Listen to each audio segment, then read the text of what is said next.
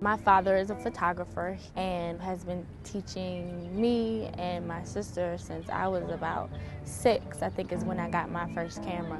Using the medium of photography, I tell stories. What I really like about studying on campus is the sense of peace that's over the campus and the quiet. Even when people are moving around and running back and forth to class, it's still peaceful and calming. Where would I be? If it wasn't for you, I wouldn't be here. You are helping me to become a better woman so that I can then help others better than me. I like to write poetry because it allows me to express myself. I'm somewhat stressed out at times, so I use that as an outlet to write my emotions.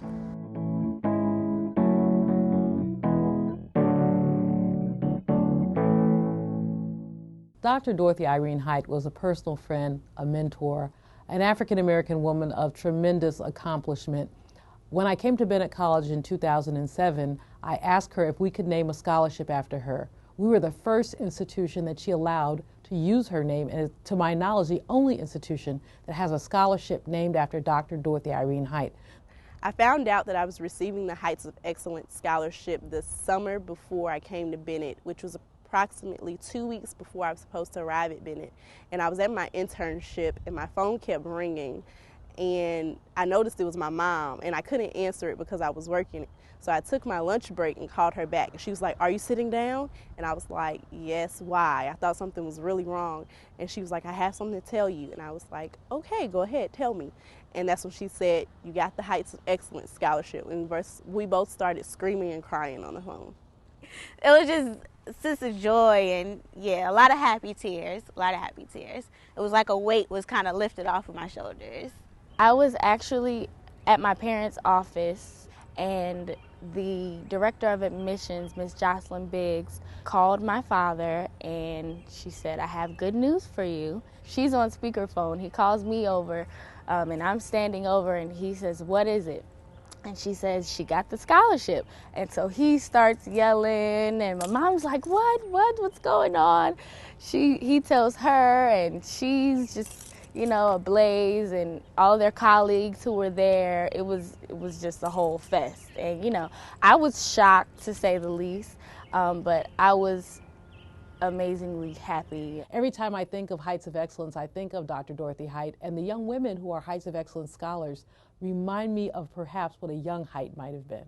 I actually applied for the scholarship less than a week after she passed, and I remember writing my essay and doing some additional research on her and her story, and doing some more reflection than perhaps I might have otherwise, and really seeing a connection between her life's work and my life's mission, and how I plan to carry on her legacy. Wow, having Dorothy Height's name, I guess, attached to mine, being able to carry a scholarship that's meant to commemorate her excellence and her leadership during the Civil Rights Movement is definitely an honor. One that I sometimes feel like maybe the shoes are a little bit too big to try to fill, but to know that administration was thinking about me, like, hey, we might, can go ahead and present her with this. It was definitely an honor. A lot of tears and gratefulness. Dr. Height was a very hard worker and passionate person who got the job done, regardless of what it was. And to have Dr. Dorothy Irene Height's name attached to me means more than anyone can ever imagine. Having learned about her at a young age, then to receive her scholarship to attend school so that I can become a better individual means so much to me. Dr. Height was a civil servant. She was a servant of the people. She was a servant leader. One of the things she always said is, Black women don't do what we want to do, we do what we have to do.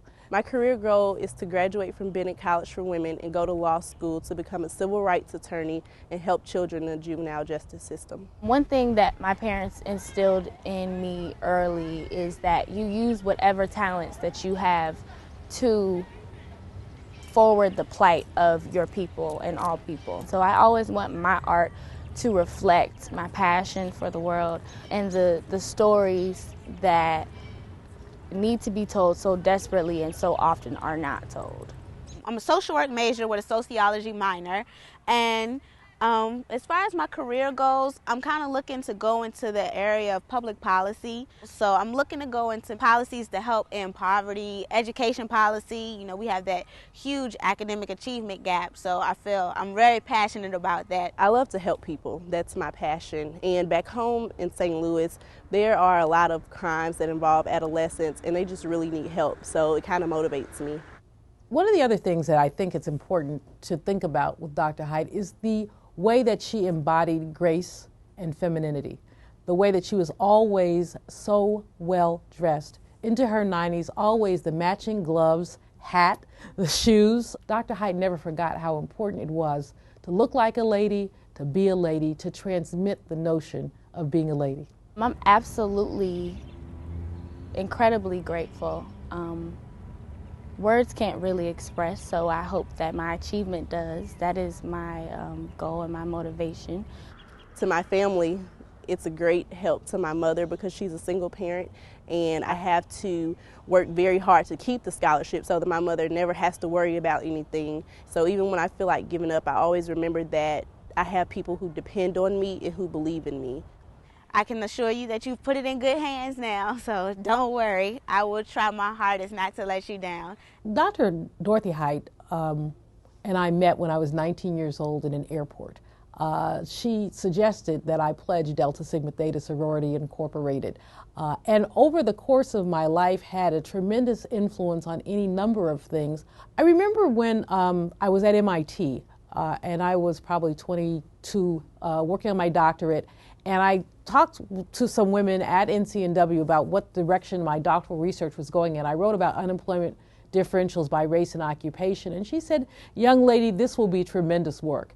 I didn't think it was going to be tremendous work. I hadn't even gotten to the point of collecting data yet, and she seemed to have that kind of faith. This will be tremendous work. When I was a finalist for the position here at Bennett, she said, "Well, this is the kind of work you were meant to do." There was no question in her mind that this wasn't what I was supposed to be doing. So, Dr. Baldo, I have to say to me, I really feel a great strength as I come today and feel great pride.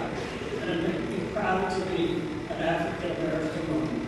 Thank you. So, words really can't express how important she was to me, not only how important she was to me, but how affirmed she made me feel. You know, Dr. Height was 98 years old when she made her transition, and there were times when people really thought she would live forever. I mean, she behaved as if she would live forever. I really feel as though she has passed the torch, not only to me, but to Bennett students and Black women, period. So it's an obligation, a responsibility, and an opportunity to take that torch and to run with it and to never let it go until it's my time to pass the torch to someone else.